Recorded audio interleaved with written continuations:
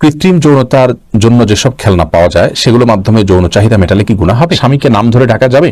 কোনো অপরাধের শাস্তি দুনিয়াতে পেয়ে থাকলে তার শাস্তি কি আবারও আখিরাতে ভোগ করতে? আর বিলম্ব না করে আপনাদের ইতিমধ্যে যে প্রশ্নগুলো আমাদের কাছে এসেছে সেগুলোর উত্তর দেওয়া পালায় আমরা। সাদিয়া মাহজাবিন আপনি জানতে চেয়েছেন আর্টিফিশিয়াল মেহেদি লাগালে অজু হবে কিনা, বিষয়টি স্পষ্ট করে বললে উপকৃত হব। আর্টিফিশিয়াল মেহেদি লাগালে অজু হবে কিনা এ বিষয়ে আমাদের একটি উত্তর এর আগে আমরা করেছি। সেই উত্তর আমরা বলেছি যে আর্টিফিশিয়াল মেহেদিতে ব্যবহার করার পরে যদি আমাদের ত্বকের উপর আলাদা কোনো স্তর পড়ে যায় যেটি পরবর্তীতে খসে পড়ে, তাহলে সেই ক্ষেত্রে সেই রকম মেহেদি ব্যবহার করলে অজু হবে না। এবং তার কারণ হিসেবে আমরা বলেছিলাম যে যেহেতু একটা স্তর পড়ে যায়, তার উপরে পানি যায়, অতএব অজু হচ্ছে না, বিষয়টি এরকম। কিন্তু এ বিষয়ে আমরা বিভিন্ন ভাইদের সহযোগিতায় আরো গভীরভাবে পর্যালোচনা করার সুযোগ পেয়েছি এবং তার মাধ্যমে আমরা জানতে পেরেছি যে আমাদের আগের দেয়া উত্তরটি সঠিক ছিল না, যার কারণে আমাদের আগের দেয়া উত্তরটি আমরা প্রত্যাহার করে নিচ্ছি এবং নতুন করে আমরা বলছি যে আর্টিফিশিয়াল মেহেদি ব্যবহার করলে ইনশাআল্লাহ ওযু হবে।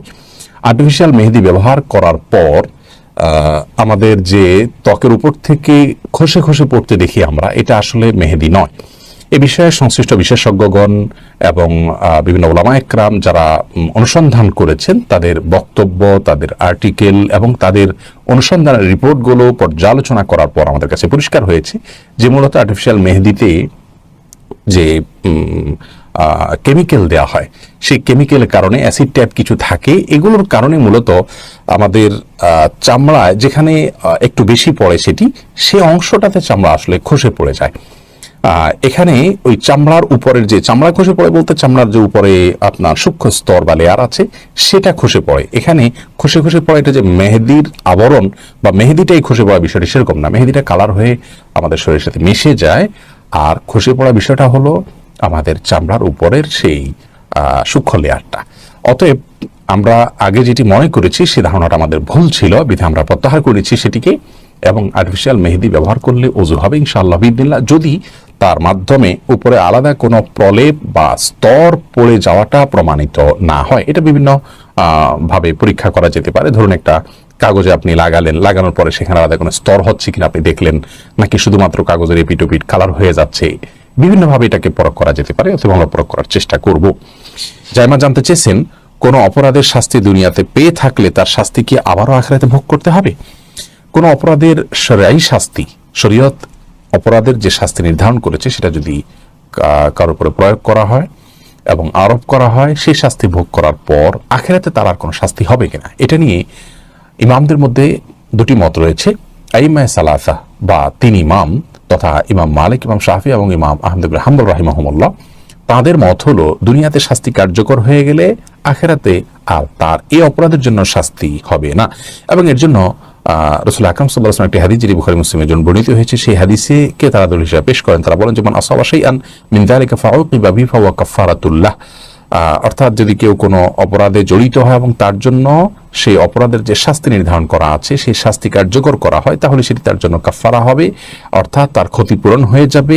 এর মাধ্যমে আখিরাতে তার সে শাস্তির মুখোমুখি হবে না। এই হাদিস থেকে সেটি বোঝা যায়। এটা হলো আইম্মায়ে সালাসা বা তিন ইমামের মত। ইমাম আবু হানিফা রাহিমাহুল্লাহ একই কথাই বলেন প্রায়, যে আপনার শাস্তি কার্যকরের মাধ্যমেও তার পাপটি মোচন হয়ে যাবে, আখিরাতে তার শাস্তি হবে না। তবে একটি শর্ত তিনি জোড়েন, তা হলো তাকে তওবা করতে হবে। তার তওবা যদি সঠিকভাবে তিনি করতে পারেন, অর্থাৎ তিনি লজ্জিত অনুতপ্ত হয়ে আল্লাহর কাছে ক্ষমা প্রার্থনা করেন, তাহলে ইনশাআল্লাহ আখিরাতে আল্লাহ তাআলা তাকে পাকড়াও করবে না। এক্ষেত্রে দলিল হিসেবে যে আয়াতটি পেশ করা হয়ে থাকে সেটি হলো লাহুম খিজুন ফিদ দুনিয়া ওয়া লাহুম ফিল আখিরাতি আযাবুন আযীম ইল্লাল্লাযিনা তাবু। পাপিষ্ঠদের সম্পর্কে বলা হয়েছে দুনিয়াতে তাদের জন্য লাঞ্ছনা অর্থাৎ শাস্তি এবং আখিরাতে কঠিন শাস্তি আছে, তবে যারা তওবা করে তাদের আর আখিরাতের শাস্তি থাকবে না। এই হাদিস আয়াত থেকে বোঝা যায়।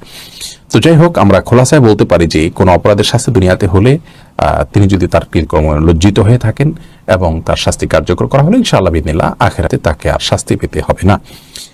এরপরে প্রশ্ন হলো, কৃত্রিম যৌনতার জন্য যেসব খেলনা পাওয়া যায় সেগুলোর মাধ্যমে যৌন চাহিদা মেটালে কি গুনাহ হবে? এর উত্তর হলো যে অবশ্যই এগুলো গুনাহের কারণ হবে, কারণ মানুষের যৌন চাহিদা এটা পূরণ করবার বৈধ যে উপায় আল্লাহ রেখেছেন স্ত্রী অথবা ওয়া মা মালাকাত আইমানুকুম, এইটি ছাড়া অন্য কোনো উপায়ে যদি কেউ তার যৌন চাহিদাকে পূরণ করেন, সেটা হাতের মাধ্যমে হতে পারে, হস্তমৈথুন যেটাকে বা মাস্টারবেশন যেটাকে বলা হয়, অথবা কোনো আপনার সেক্স টয়েস যেগুলোকে আজকাল বলা হয়, অর্থাৎ যৌন আপনার যৌনতা সংশ্লিষ্ট খেলনা, এই খেলনাগুলো ব্যবহার করে যদি কেউ নিজের চাহিদাকে পূরণ করেন, যৌন চাহিদাকে পূরণ করেন, তাহলে সেটি গুনাহ হবে, হারাম হবে। এ বিষয়ে সারা বিশ্বের সমস্ত উলামা একরাম একমত। এই জন্য এগুলো কেনা যেমন গুনাহের কথা, এগুলো বিক্রি করা এমন তেমনি গুনাহের কথা, বিপণন করা তেমনি গুনাহের কথা, এবং এগুলো ব্যবহার করা হোক গুনাহ এবং পাপের কথা।